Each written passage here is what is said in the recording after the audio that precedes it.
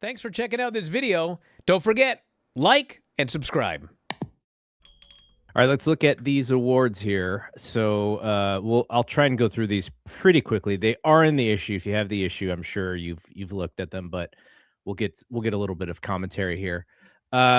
Wrestler of the Year, Mistico. This one wasn't very close. No, I wasn't surprised that he.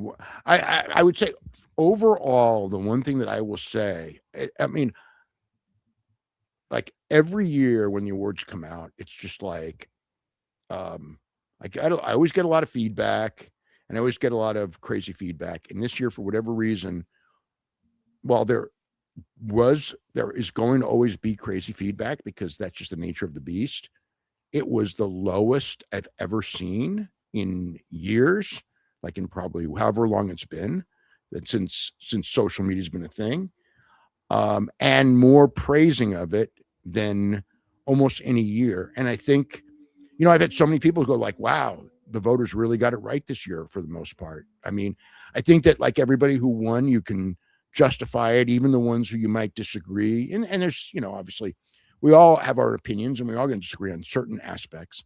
But I think that like the fact that people from so many, the key to me of the awards being good and strong is the number of companies that get represented, not just by winners, but by, top placers.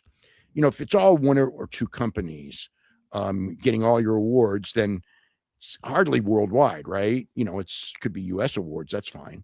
Mm-hmm. But even then, shouldn't some of the indies be here? Granted, from an indie standpoint, in the United States, US indies, like they are almost like before in other years. I mean, they would be all over it, and they're not represented at all is US indies much at all.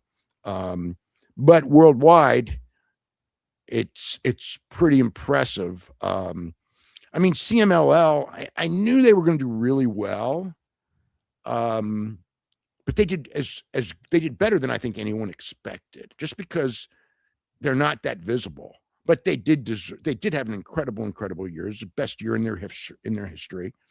Mistico, to me, was the easy choice for Wrestler of the Year. Almost everyone that I had spoken to, pretty much it was almost conceded. I mean, the whole thing is like, okay, we know he should win, but with the voters, he's probably not winning. And as it turned out, he did win with the voters, and he won by the key to me that was so interesting is him, the landslide, so to speak. I mean, he had 548 firsts to 127, I think it is, for Adam, and 138 for 147 for Adam and Adam Page, and 138 for John Moxley, 88 for Sai Kamatani, who there were people who have expressed to me that they thought she should have been higher, and I would agree. I mean, but the fact it's still a Japanese woman at number 4, and historically, that is the second highest. Manami Toyota once, I think it was 95, took third, so it is the second highest any woman wrestler, American, Japanese, whatever, has ever placed in history. Second time only that a non-heavyweight has ever won.